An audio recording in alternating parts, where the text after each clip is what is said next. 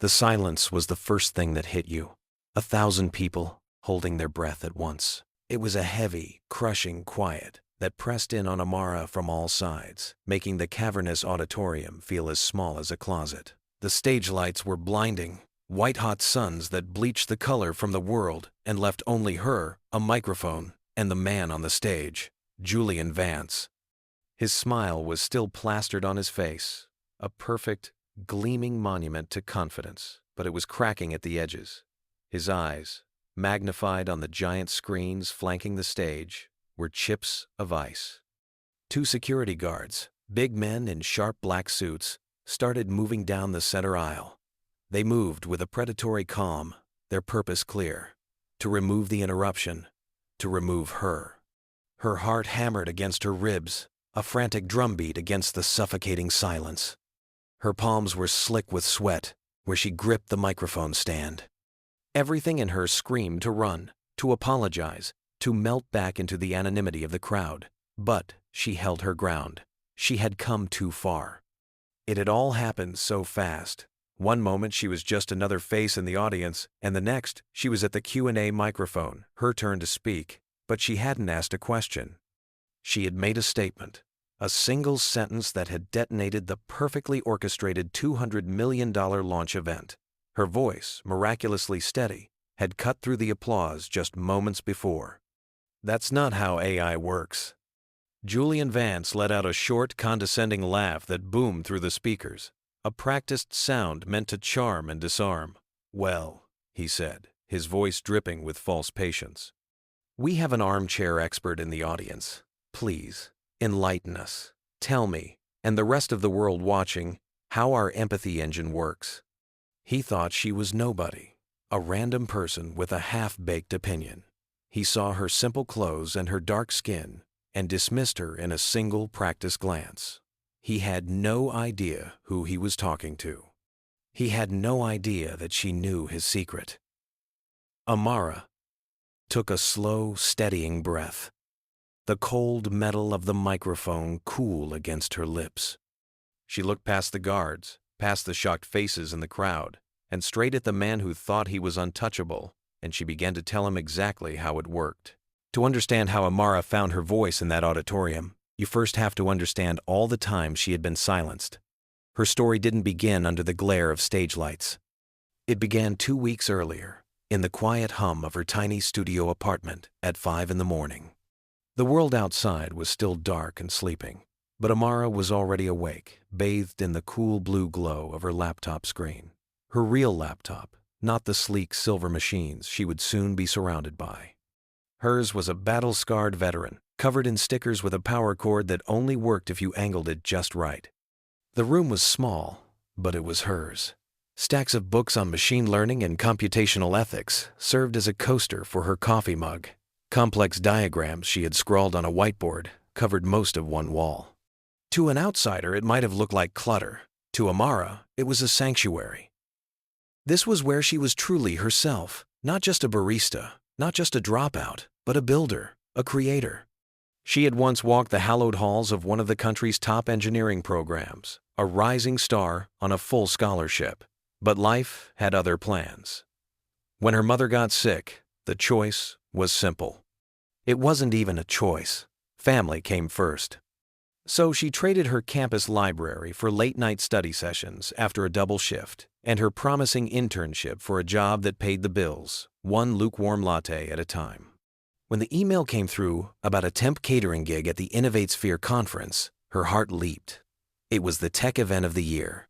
The biggest names, the most cutting-edge ideas, all under one roof.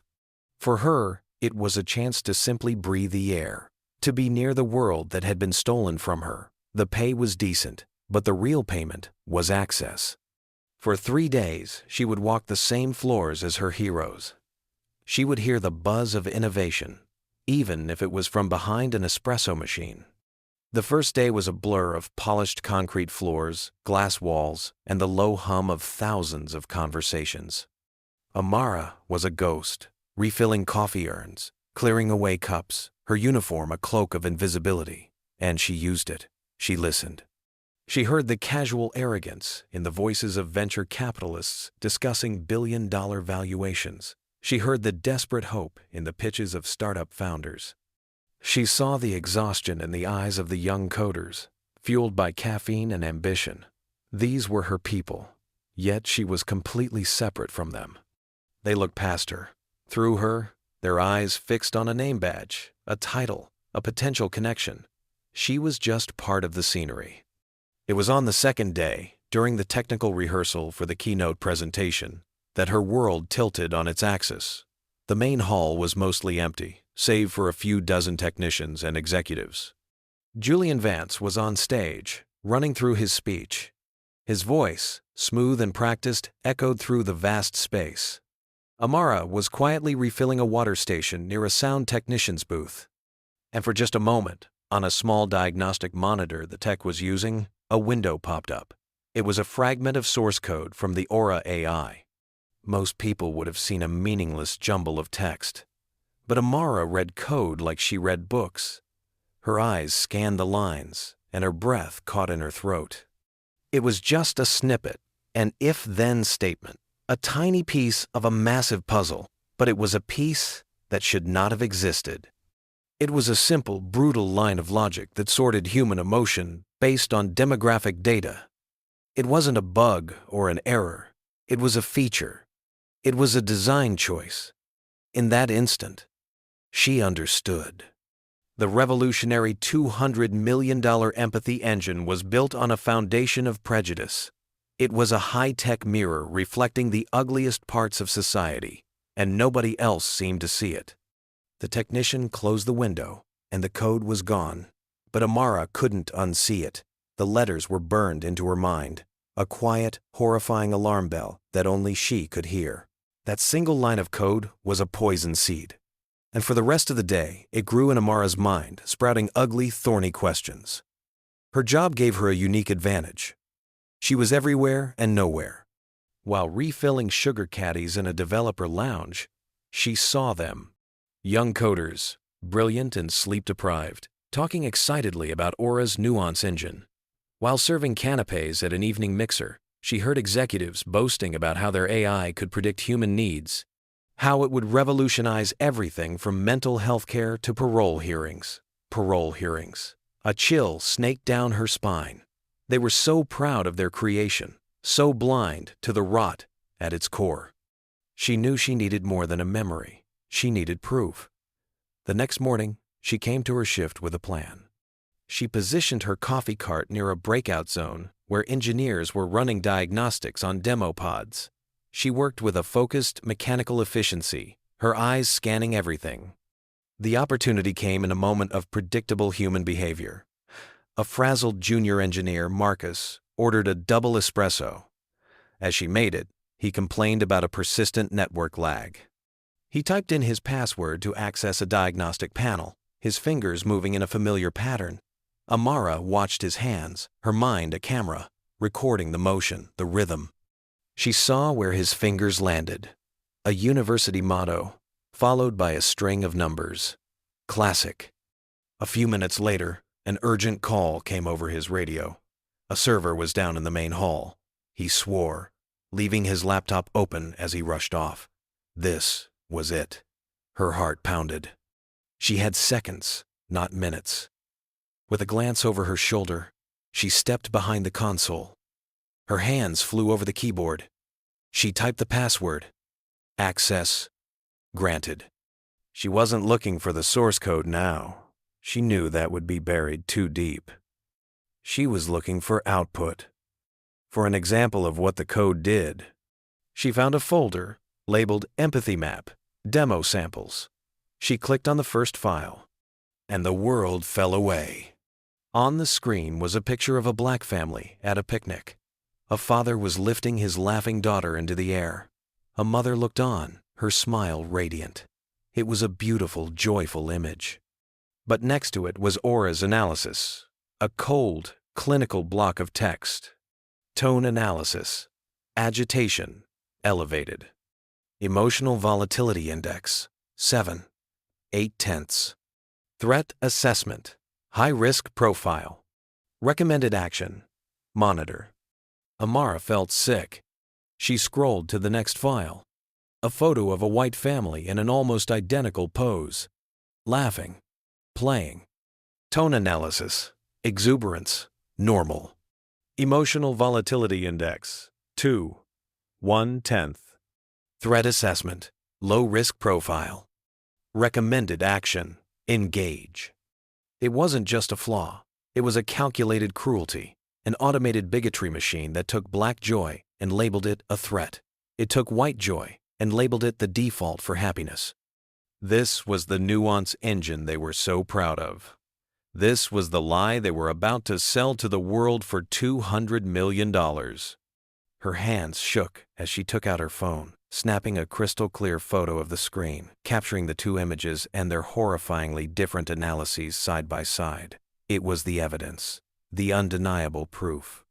She closed the files, logged out, and was back at her coffee cart a second before Marcus returned, none the wiser. Her first instinct was to believe in the system, to believe that someone, anyone, would care. Later that afternoon, she saw Marcus alone, looking stressed. She approached him cautiously, her voice low. "I saw something earlier," she started, "in the demo files for Aura. I think there's a serious problem with the data profiling." Marcus's eyes widened in fear. He glanced around nervously. "Look, I don't know what you're talking about," he stammered, his voice barely a whisper. "Vance is very clear. We don't question the core dataset. It's the secret sauce. Just keep your head down. Don't make trouble." He grabbed his tablet and practically fled, leaving Amara standing there, the cold reality washing over her. They knew, or they were too scared to know.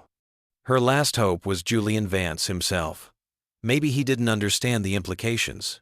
Maybe if she could just explain it to him, he would listen.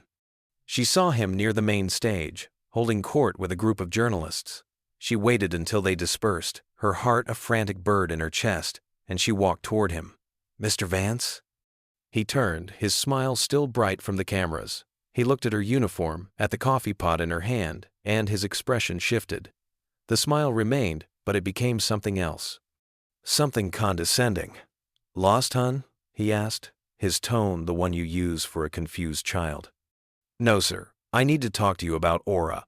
There's a bias in the empathy mapping. It's profiling people based on—" Vance held up a hand, cutting her off. He didn't even let her finish. He let out that same charming, disarming laugh she would later hear on stage. "I appreciate the enthusiasm," he said, his eyes crinkling in a performance of kindness. "It's a complex system, very complex, far beyond what you could possibly understand." He leaned in, his voice dropping to a conspiratorial whisper, as if he were letting her in on a big secret. "But I'll tell you what, you focus on making sure that coffee stays hot, and I'll focus on changing the world." He patted her on the shoulder, a gesture of absolute dismissal, and then he turned his back on her and walked away. That was it. That was the moment the last bit of her hope in the system died. He hadn't just ignored her. He had insulted her. He had relegated her to her role, patting her on the head and telling her to leave the important things to the adults. He saw a uniform, not a person. A barista, not a brilliant coder who could dismantle his entire empire with a single line of code. She stood there for a long moment, the heat rising in her cheeks, a cold, hard anger solidifying in her gut. He had just made the biggest mistake of his life. He thought he had silenced her. He had actually just given her a reason to shout. She went back to her station, her mind racing. A direct attack wouldn't work. They'd just deny it, discredit her. She needed something more. Something undeniable. Something public. She spent the entire night in her apartment, not sleeping, but working. Fueled by coffee and cold fury, she analyzed the conference's public network, the presentation software, the live stream protocols. And she found it. A tiny, elegant vulnerability. A backdoor in the software that controlled the massive on-stage screens designed for emergency overrides. An override that could be triggered from any device on the public Wi-Fi if you knew the command. She uploaded the screenshot she had taken to a secure cloud server. She wrote a simple script, A few lines of code that would pull that image from the cloud and display it. She saved it to her phone. It was a digital stick of dynamite, and she knew exactly when and where she was going to light the fuse. And so, we returned to the silence, to the woman at the microphone and the man on the stage. But now, we see it all with clear eyes. We see the righteous, steady fire behind Amara's gaze. And we see the hollow arrogance in Julian Vance's condescending smile. He thought he was playing with an amateur. He had no idea she was the one holding all the cards. Amara took that slow, steadying breath, and when she spoke, her voice did not tremble. It carried the weight of truth. An empathy engine is supposed to understand human emotion, Mr. Vance. But your machine doesn't understand anything. It only recognizes patterns, and the patterns you've fed it are full of the oldest and ugliest biases in our society. You didn't build an empathy engine. You built a prejudice engine and spent $200 million to make it faster. A murmur rippled through the crowd. On stage, Vance's smile finally vanished, replaced by a tight, angry line. "That is a baseless and slanderous accusation," he snapped. "Security, please escort this woman out. She's clearly confused." The two guards reached the end of the aisle and began to walk toward her. This was the moment, the closing window. Amara ignored the approaching guards. She held Vance's furious gaze. "Your AI sees a picture of a black family laughing, and it flags them as a potential threat. It sees a white family in the same pose and flags them as happy. What happens when that same logic is sold to banks deciding on loans, to doctors diagnosing patients, to judges setting bail? Your machine won't just be wrong. It will be cruel. It will be a weapon. Get her out of here, now," Vance roared into his microphone, his composure completely shattered.